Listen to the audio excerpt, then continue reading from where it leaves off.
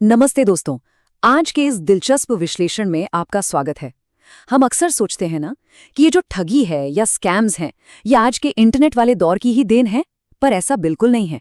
आज हम जिस चीज पर बात करने वाले हैं वो है साइकोलॉजिकल मैनिपुलेशन, यानी इंसानी दिमाग से खेलने का विज्ञान।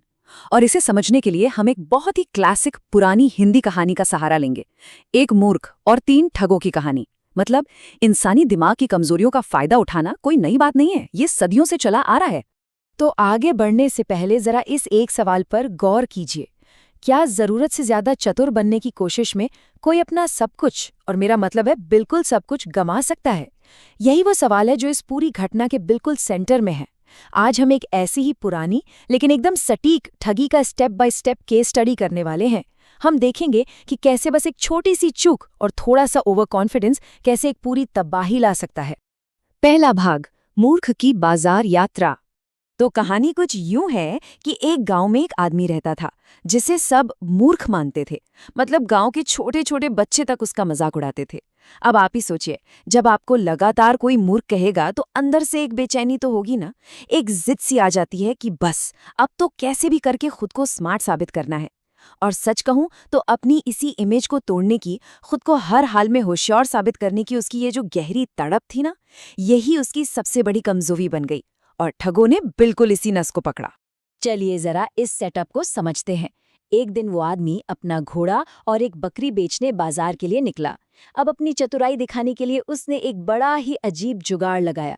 वो घोड़े पर बैठ गया, बकरी की रस्सी का एक सिरा बकरी के गले में बांधा और दूसरा सिरा घोड़े की पूंछ से। और सबसे अहम चीज, उसने सुरक्षा के लिए बकरी के गले में एक घंटी भी बांध दी। उसका लॉजिक क्या था कि जब तक घंटी बजती रहेगी मतलब बकरी पीछे पीछे आ रही है, पलट कर देखने की जरूरत ही नहीं। देखिए, अपनी आंखों पर भरोसा करने के बजाय सिर्फ एक आवाज पर डिपेंड रहने की ये जो गलती थी ना, यही उसके लिए सबसे भारी पड़ने वाली थी। दूसरा भाग, पहला धोखा और घंटी की चाल। और ये जो घटना है ना, ये बड़ी ही खूबसूरती से दिखाती है कि कैसे सिर्फ एक आवाज़ इंसान को झूठी सिक्योरिटी का एहसास करा सकती है। एक तरफ वो आदमी आराम से घोड़े पर बैठा है, घंटी की आवाज़ सुन रहा है और एकदम बेफिक्र है कि सब कंट्रोल में है। लेकिन असलियत में उसका पीछा कर रहे ठगों की गैंग के पहले मेंबर ने अपना काम कर दिया था। उसने बड़ी ही सफाई से बकरी के गले से घंटी खोली और सीधे घोड़े की पूंछ पर बांध दी। अब घोड़े की पूंछ हिल रही है, घंटी बज रही है, मूर्ख इंसान आवाज सुनकर एकदम बेफिक्र है और वो पहला ठग आराम से बकरी लेकर फुर्र हो गया। तीसरा भाग, दूसरा ठग और भ्रम का जाल। अब यहाँ जो चीज सबसे ज्यादा इंटरेस्टिंग है वो है दूसरे ठग की एंट्री।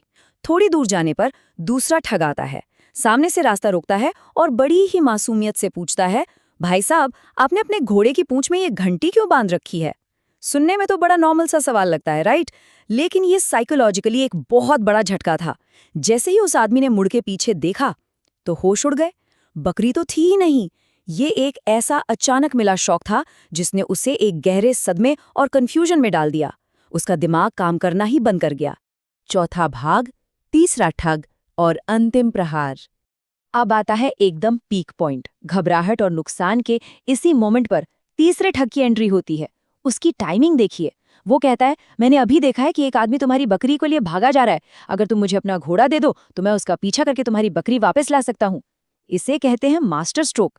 इस तीसरे ठग ने उस आदमी के पैनिक, उसकी उस वक्त की घबराहट और अपनी बकरी को किसी भी तरह वापस पाने की डेस्परेशन का पूरा फायदा उठाया। और उस मूर्ख ने क्या किया? बिना एक सेकंड सोचे अपनी बची खुची इकलौती संपत्ति यानी अपना घोड़ा तुरंत उस अनजान आदमी के हवाले कर दिया। चलिए अब इस पूरे घटनाक्रम को एक टाइमलाइन के जरिए समझते हैं कि ये सब कितनी तेजी से हुआ।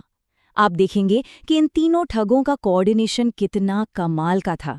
पॉइंट 1, पहले ध्यान भटकाया गया, घंटी की जगह बदली गई और बकरी गायब।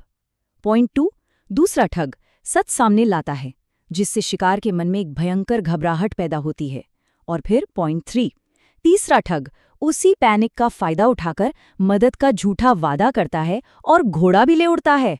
मतलब ये कोई आम चोरी चकारी नहीं थी, ये एक पूरी तरह से प्लान्ड और साइकोलॉजिकली डिजाइन किया गया स्कैम था।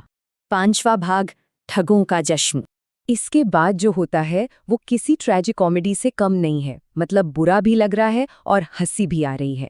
वो बेचारा आदमी वहीं खड़ा बहुत देर तक उस अनजान मसीहा के लौटने का इंतजार करता रहा। वो एक ऐसे चमत्कार की उम्मीद लगाए बैठा था जो कभी होने ही वाला नहीं था। और आखिरकार जब वो इंतजार कर करके थक गया, तब जाकर उसे रियलिटी हिट हुई। भारी मन और खाली हाथों के साथ उसे पैदल घर लौटना पड़ा। और उधर वो तीसरा ठग आराम से उसी के घोड़े पर बैठकर उसका मजाक उड़ाते हुए बहुत दूर निकल चुका था। जरा ठगों की इस जीत की धुन को सुनिए। घंटी घंटी बजती रहो, रातों दिन गाती रहो, जीवन एक खेल है सुनहरा। ये लाइनें उनके इस क्रूर लेकिन सक्सेसफुल धोखे का एक तरह से जश्न है। दूर कहीं वो घंटी घोड़े की पूंछ में बंधी बजती रही और वे तीनों ठग अपनी इस शानदार प्लानिंग की कामयाबी पर मजे लेते रहे। ये हमें दिखाता है कि इन ठगों के लिए दूसरे इंसान की कमजोरी या बेवकूफ़ी सिर्फ एक खेल है, एक ऐसा खेल जिसे जीतना उनके लिए बाएं हाथ का काम था। छठा भाग, कहानी की शिक्षा। तो यहाँ एक बहुत ही गहरा सवाल उठता है, क्या किसी का ठगा जाना सच में सिर्फ उसकी कम बुद्धि या बेवकूफ़ी का नतीजा होता है? या फिर जब हम पर अचानक कोई मुसीबत आती है तो उस पैनिक में, उस घबराहट में हम जो जल्दबाजी में फैसले लेते हैं, असल में वही हमारी सबसे बड़ी कमजोरी है? अगर आप ध्यान दें तो आज के मॉडर्न स्कैम्स भी तो बिल्कुल इसी तरह काम करते हैं। वो भी हमारी इनसिक्योरिटी और क्राइसिस के टाइम पर बिना सोचे समझे रिएक्ट करने की हमारी इसी आदत का फायदा उठाते हैं। तो इस पूरे विश्लेषण से सबसे अहम बात जो निकलकर आती है वो इस कहानी के मूल संदेश में ही छुपी है। मूर्ख की तकदीर कभी लंबे समय तक उसका साथ नहीं देती। देखिए, अगर हमें किसी चीज को संभालने की समझ ही नहीं है और हम बस अपनी कमियों को छुपाने के लिए झूठा दिखावा करते हैं, तो किस्मत के भरोसे मिला सब कुछ एक झटके में छिन सकता है। इस चर्चा को खत्म करते हुए मैं आपके सामने एक विचार छोड़ना चाहूंगा।